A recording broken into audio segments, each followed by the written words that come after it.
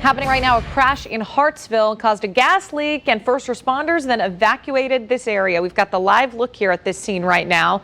No serious injuries have been reported, but it is causing quite a headache for the homeowners there. We are going to show you when crews expect to have everything cleaned up and back to normal. And it is Friday in the PM, and just like every weekend, Dierks Bentley is ready to throw down. It is night 2 of Carolina Country Music Fest. ABC 15 is your exclusive television media partner, and we have team coverage on the 5th annual CCMF. ABC 15's Trey Paul is hanging out with the musician Kevin Mack, and Anjali Patel shows us how a small gesture of kindness can go a really long way. But first, Chief Meteorologist Ed Piotrowski is tracking the showers to let us know if the rain will be coming down sideways as Dierks Bentley starts singing his hit song. All right, folks, we've got some showers and storms out there, but nothing right here at CCMF, and that is certainly fantastic news. Let's go and take a look at the radar right now, and a band of showers has moved through the Grand Strand. They're fading away. Meanwhile, as we look to the west here, let's zoom in on those heavier showers and storms to the west of Florence. Well, that's some heavy rainfall out there and some lightning as well. There's been some rotation in that storm, but it's not translated into a tornado at all, so we're not worried about that. But that storm is slowly but surely moving to the north and east. Meanwhile, roughly from Loris back over toward Marion, we have some lighter showers. Those are lifting out, and for the Grand Strand, we may not see much in the way of rain, especially Myrtle Beach, for the next several hours. And it's possible if the stuff near Charleston fades away, we won't have a drop of rain for the rest of the evening. Let's take a look at the evening forecast for CCMF, and overall, temps will be in the 70s, rain chances going down. So not bad at all. Overnight tonight, a few showers not out of the question. The overnight lows will be in the low to mid 70s everywhere. All right, coming up over the weekend, yes, there will be more showers and thunderstorms around. Some of those are no doubt going to be very heavy, and they could fall right here as well. But as I've mentioned all week long, there's going to be a lot of time in between those heavier downpours without any rain whatsoever. We'll have the forecast for the weekend and beyond coming up later on. All right, let's go ahead and head back now to Darlington County, where a stretch of Highway 151 has been closed for 8 hours now following a really bad crash. Two 18-wheelers carrying fuel hit head on. Get this, the drivers survived, but the fuel leak has caused dozens of people living nearby to be evacuated from their homes. ABC 15's Tanya Brown is live on the scene. Tanya.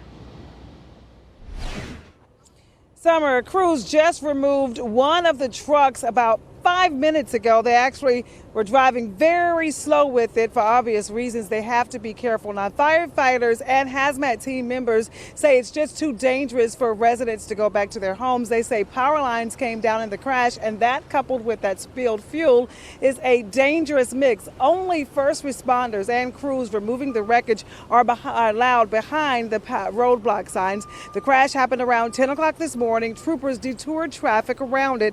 Officials later decided to evacuate the homes. I talked with a few people who left their houses. They tell me they didn't think twice about it.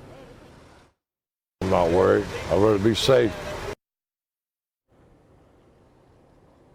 The Red Cross has set up a shelter at a nearby church until residents can stay there until they're allowed back inside their homes. I'm told it could be another hour before this scene is cleared. Live in Darlington County, Tanya Brown, ABC 15 News.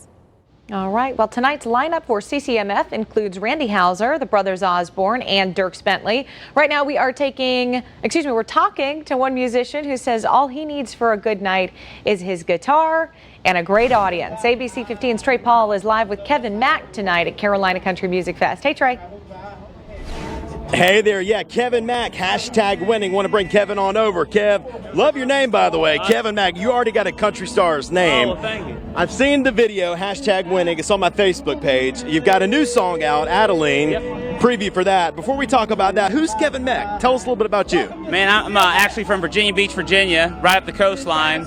So I just grew up playing country music and gospel music in church, and went to Old Dominion University there in Virginia Beach, stuck around the beach and just wrote songs and played till I got a publishing deal and a a record deal in Nashville, and that moved me to Nashville, Tennessee, which I wrote songs like Adeline and Hashtag, which got me back here to the coast playing Carolina Country Music Festival. I mean, you've opened for Martina McBride, Kenny Chesney. I say, 3 years, you're going to be the big headliner on the stage behind us. Man, I hope so. I hope so. We love playing here. You know, it's just a great community of people.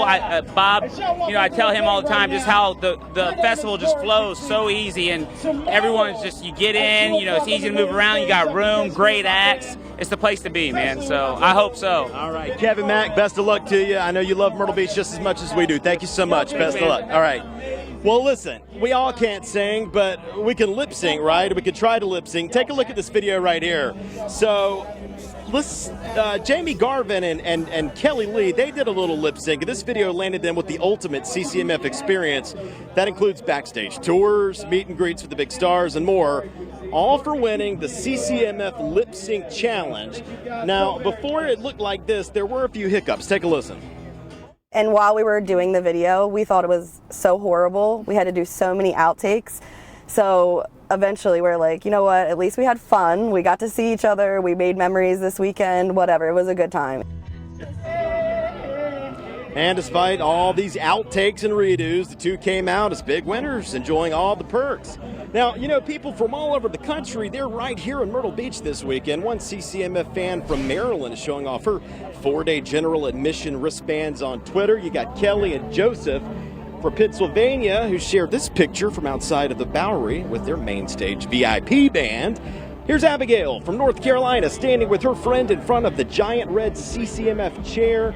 Don't forget the giant chalkboard with the light-up CCMF letters. Hey, we want to see your pictures too. Share them with us on WPDE.com/chime in. Make sure to use the hashtag CCMF2019. We'll be sharing your pictures live on ABC 15 throughout the weekend. Now, here's something else I want you to know. Take care of all your valuables. There's a thing called Lost and Found here. It's only day 2. It's already filled with things that have been lost. ABC 15's Anjali Patel is live to show us what was lost and found. Anjali? Trey, this morning a man who traveled all the way from Ohio just for this festival finally got his phone back after losing it last night. He says he's relieved he got it back just in time for night 2.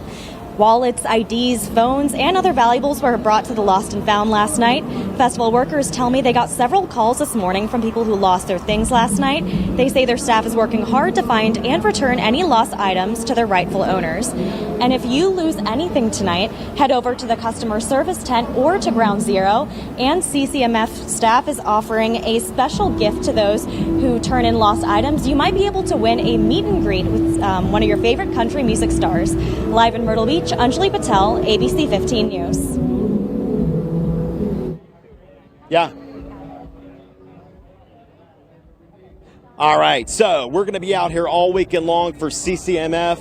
We'll have a booth out here. Stop by, say hello. We'd love to meet you. Back to you.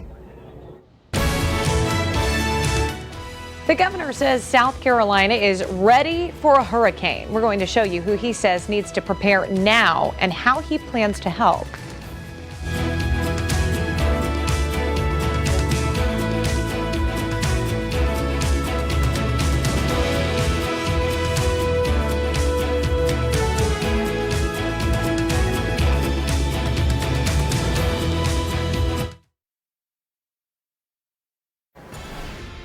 Tonight, an elementary school community is remembering a 5-year-old student shot and killed this week in Red Springs. A big teddy bear sits in A.J. Oxendine's seat in his kindergarten class at Peterson Elementary.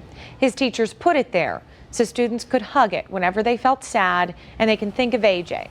The child died Wednesday night on Highway 72. Police say a bullet hit A.J. while he was sitting in his mother's car.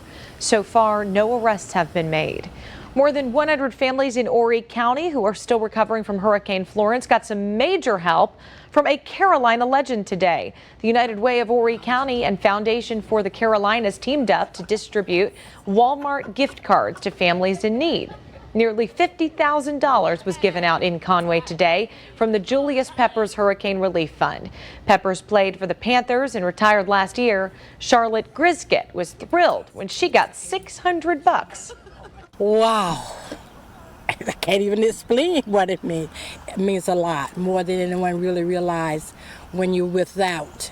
when you do them without everything. It's such a blessing. And today was truly a surprise and a blessing. Families were also able to grab some free canned food and veggies. South Carolina Governor Henry McMaster says now is the time to prepare for a hurricane. The governor and leaders throughout Horry County met today about hurricane preparedness plans. They offered details for people on where to go for resources. The governor says the state's team is prepared, and now communities need to make sure they are too. Get ready to be prepared. Have your communication, collaboration, cooperation, routes and facilities set. Know whom to talk to when. McMaster will be in Nichols next Saturday with the Floodwater Commission for a cleanup to help prevent future flooding.